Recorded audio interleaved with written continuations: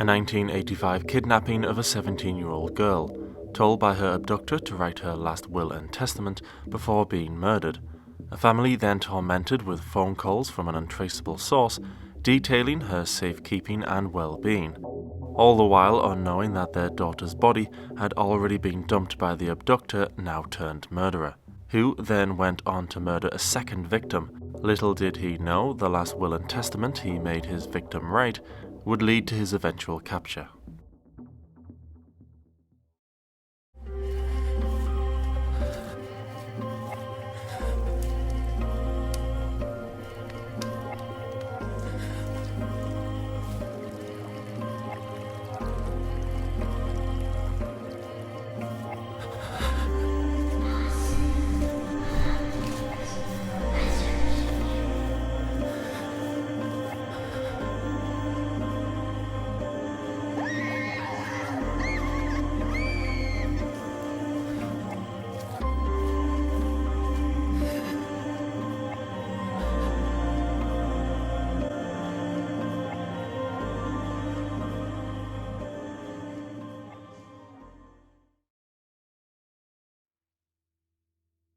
"17-year-old Sherry Smith from Lexington, South Carolina, was just 2 days away from her graduation from Lexington High School. She was due to sing the national anthem at her graduation ceremony before she and a group of friends would begin their celebrations with a cruise. On May 31st, when Sherry was driving home, she stopped off at the mailbox at the bottom of the driveway to the family home where she lived with her parents and siblings. Her father, Bob, noticed Sherry's car pull up to the postbox, and after a few minutes, when Sherry hadn't come inside, he became concerned and drove down to the postbox to find Sherry's car, but no Sherry. The car was still running, the door wide open, and mail lay on the ground next to bare footprints leading away from the driver's door, but not returning to the vehicle. Sherry was missing. 2 days after Sherry's disappearance, the Smith family received a telephone call from an unknown man. Using a distorted voice, he asked to speak to Sherry's mother and said, "Sherry is with me," and he went into detail about what Sherry was wearing underneath her clothing to prove that this wasn't a prank phone call. He went on to tell Sherry's mother that she was safe, that they were watching TV together, and that the family would receive a letter the following day.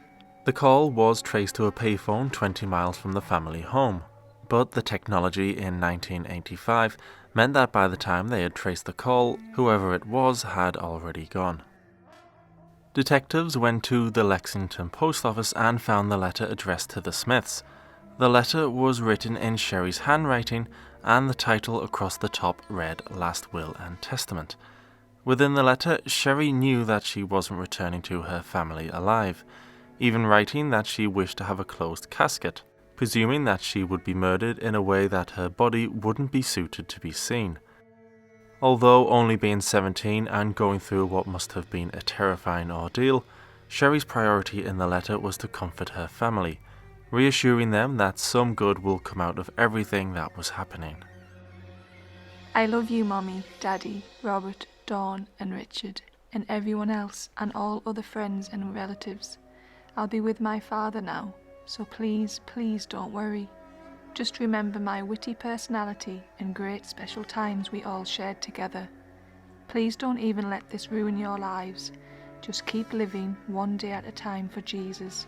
Some good will come out of this. My thoughts will always be with you and in you." The Smith family received another call that afternoon. "Have you received the mail today? Yes, I have. Do you believe me now?" Well, I'm not really sure I believe you because I haven't had any word from Sherry. And I need to know that Sherry is well. You'll know in 2 or 3 days. Why 2 or 3 days? Call the search off. Yet again, he decided to call the Smith family later that night. "I want to tell you one other thing. Sherry is now part of me. Physically, mentally, emotionally, spiritually, our souls are one now." 5 days after Sherry's disappearance, he called again. Okay, 4:58 a.m. No, I'm sorry, hold on a minute. 3:10 a.m. Saturday, the 1st of June. She handwrote what you received. 4:58 a.m. Saturday, the 1st of June. Okay, Saturday, the 1st of June, 4:58 a.m. Became one soul. Became one soul. What does that mean? No questions now. Please, to Sheriff Metz, search no more. Blessings are near. Do not kill my daughter, please. I mean, We please. love and miss y'all. Get good Let me- rest tonight. Goodbye. Wait a minute. He's gone, Mom. And the phone calls just kept coming. Hello? Listen carefully. Take Highway 378 west to Traffic Circle. Take Prosperity exit. Go 1.5 miles. Turn right at sign. Moose Lodge number 103. Go 1/4 mile. Turn left at white frame building. Go to backyard. 6 feet beyond. We're waiting. God chose us. Sherry's body was discovered exactly where he had said. She was discovered to have been left for some time, meaning no forensic evidence could be gathered as her body had been exposed to the elements.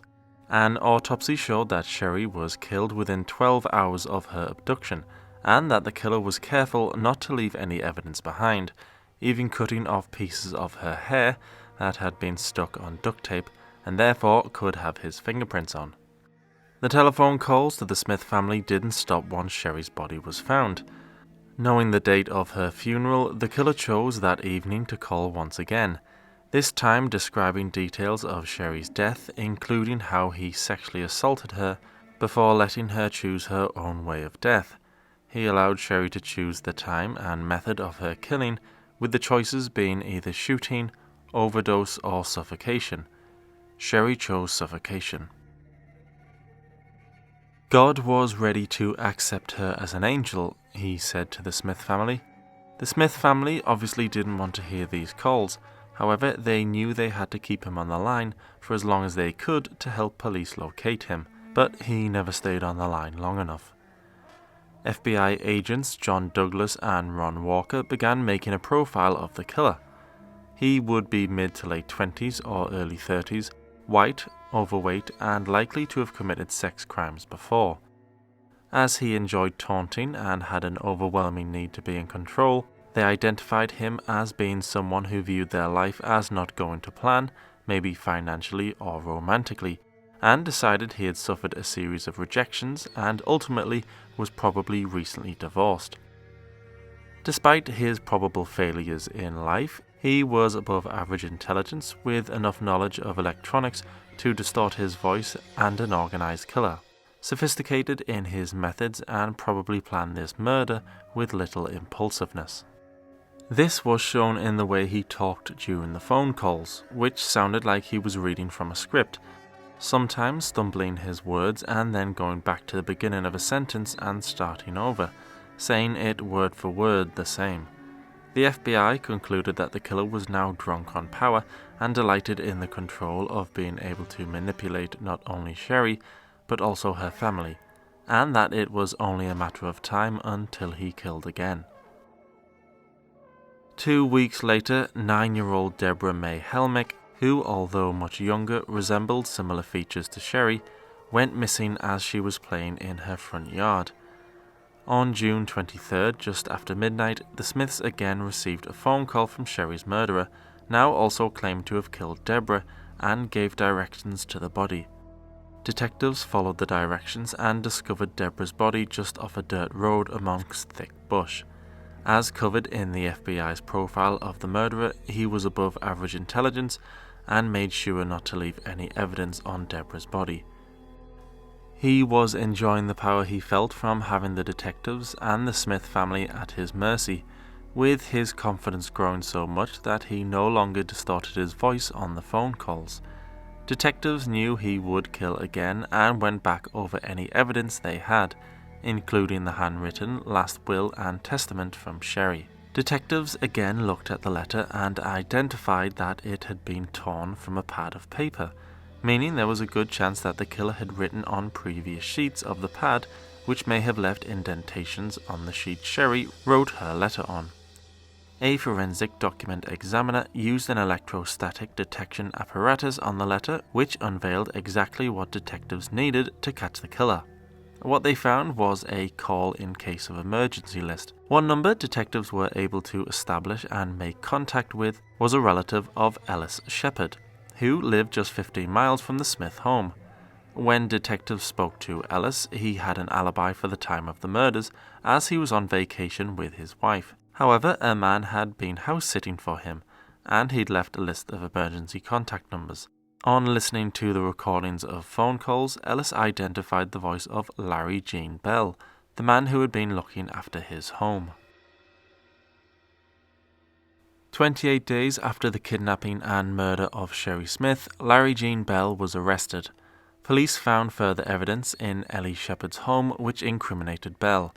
Bell initially denied the murders, instead saying it wasn't him, but the bad Larry. Just like the FBI profile concluded, Bell turned out to be white, a divorced man in his early 30s and overweight. He was intelligent and had a good knowledge of electronics. His past crimes included harassing women over the phone and making threats of a sexual nature. He'd also previously attempted to commit a kidnapping, however failed. During his 6-hour testimony at his trial in 1986, Bell was very theatrical, shouting a string of bizarre comments and ramblings, all the while refusing to answer any questions directed at him. The jury took just 47 minutes to return the guilty verdict of first-degree murder and sentenced Bell to death. In 1987, Bell was also delivered the same verdict for the murder of Deborah Helmick. During Bell's time in prison, he was noted to have a God complex, making frequent declarations that he was the Son of God, even going so far as to request the electric chair rather than lethal injection, as he believed the wooden chair was made of the same oak as Jesus' cross, and that the 2,000 volts of electricity would allow him to ascend to God's throne. Bell made no final comments before his execution, and died silently on October 4th, 1996, at the age of 46. Bell was also a suspect in 2 other disappearances which have never been solved. The 1975 disappearance of Denise Newsom Porch, who Bell lived just 300 yards from, and Sandy Elaine Cornett, a girlfriend of one of Bell's co-workers. Both women remain classified as missing.